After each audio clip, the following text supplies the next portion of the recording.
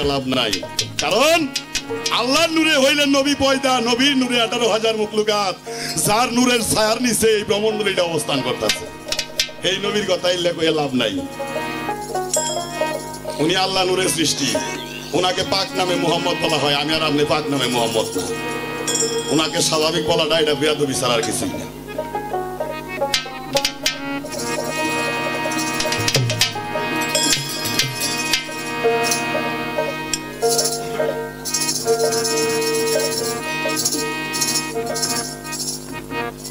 ওরে পাকি নবীজি খোদার নূরে পাকি নবীজি,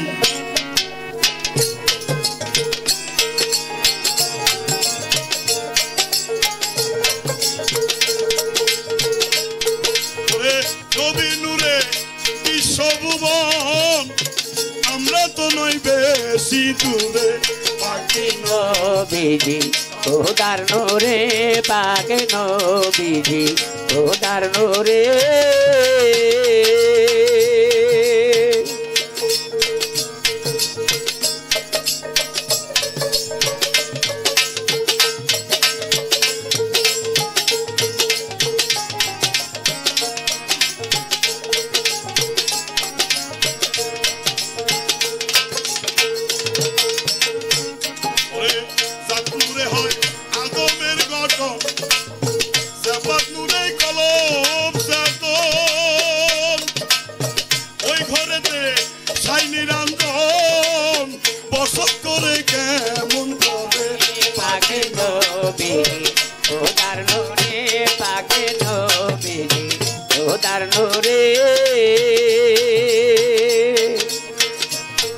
তোর আজ মরলে কাল 2 দিন হবে, জাতি কুল কি সঙ্গে যাবে রে। ওই ঘরেতে সাইনি রান্ধন, বসত করে কেমন করে। পাকে নবীজি খোদার নূরে পাকে নবীজি খোদার নূরে। ওরে নবীর নূরে বিশ্বভুবন, আমরা তো নই বেশি দূরে। পাকি নবীজি খোদার নূরে পাকে নবীজি খোদার নূরে।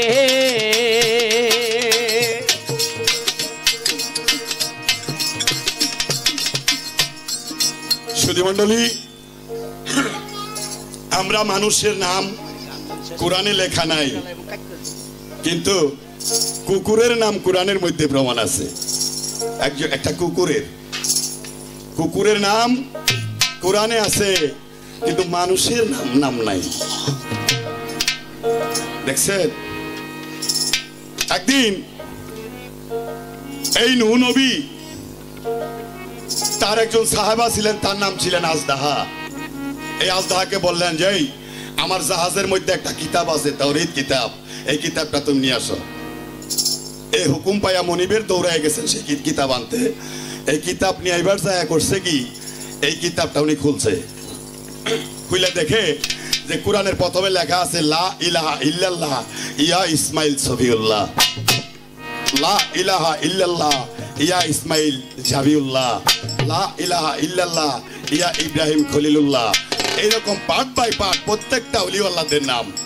কিন্তু সর্বশেষ পাতায় যখন গেছেন, ওখানে যায় দেখতেছেন এখানে লেখা লা ইলাহা ইল্লাল্লাহ মুহাম্মদ রাসূলুল্লাহ। আল্লাহ মনে মনে ভাবলেন, যা এই কিতাবটা যে বেড়া লিখছে এটা একটা পাগল, কারণ প্রত্যেকটা নবী ওলিদের নামের মধ্যে ইয়া দেওয়া আছে, কিন্তু এই নামটার মধ্যে যে ইয়া নাই, এটার মধ্যে মারাত্মক ভেজাল আছে। আর এই কিতাব যদি আমি আমার হুজুরের কাছে এখন নিয়ে যাই, তাহলে আমার এই কিতাবের উপর রাগ করে আমার এই মারবো না। নিজে আগে নামটা কাটছে, হযরত মুহাম্মদ সাল্লাল্লাহু আলাইহি ওয়াসাল্লাম নামটা কেটে দিয়েছে, দিয়া কিতাবটা নিয়ে গেছে। কিতাবটা খুলে দেখে যে সর্বশেষ যিনি, সেই আল্লাহর বন্ধু, যাকে সৃষ্টি না করলে আল্লাহ পৃথিবীতে একটা পিপিলিকাও বানাইতেন না, এই নামটা কাটতে নিয়ে গেছে। আজদাহা, হুজুর এই নামটা কাটছে কেডা? কয় হুজুর লেখকটা ভুল করছিল, আপনি মনটা বিরক্ত বোধ দেখে আমি নিজে কাটতে দিছি। ও তুমি নামটা কাইটা শুদ্ধ করছো? কয় কি? কয় তুমি জানো কার নাম কাটছো?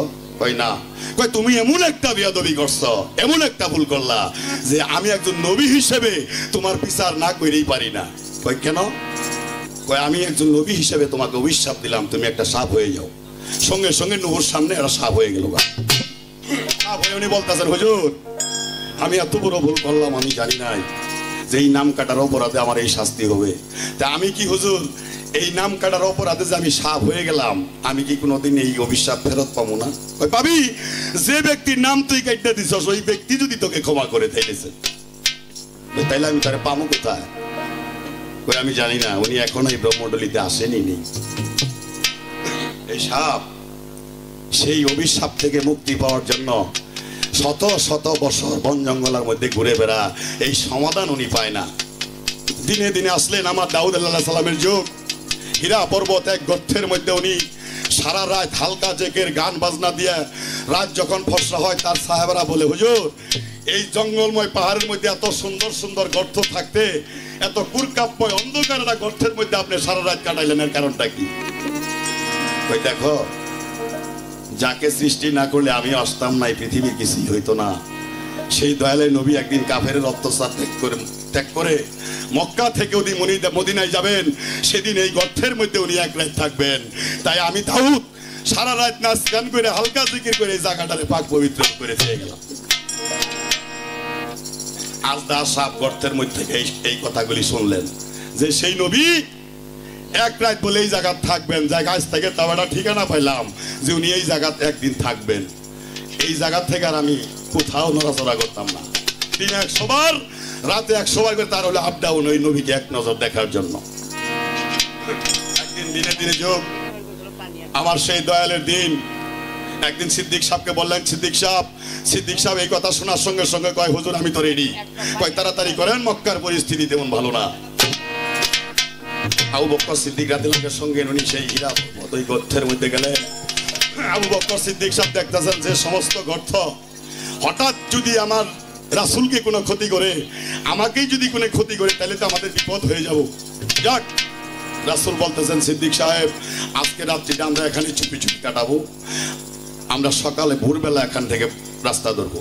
ঠিক আছে হুজুর।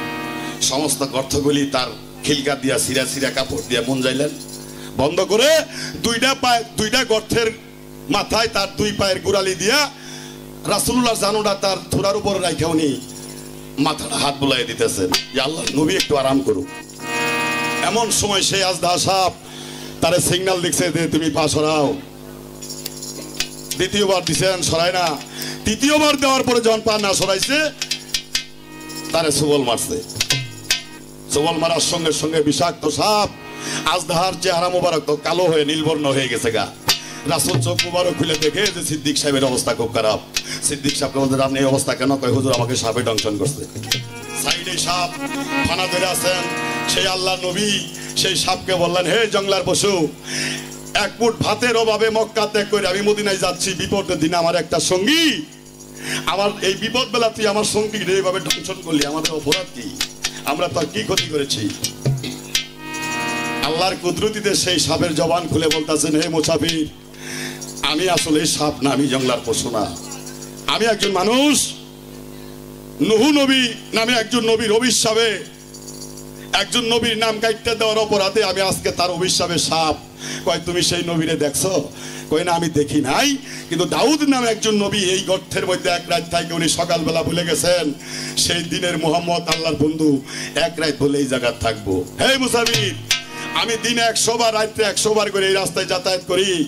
আর তোমার সঙ্গী যে টাইমে আমার গর্তের মধ্যে বাধা দিছিল, এই সুযোগে যদি আমার সেই আল্লাহর নবী চলে যেত, তাহলে তার চরণ মুবারক দর্শন করার মতো এখতিয়ার আমার নাই। আর 2000 বছরের সাধনা আমি আজদাহার শেষ হয়ে যেত। তুমি বলো আমার কি উপায় ছিল?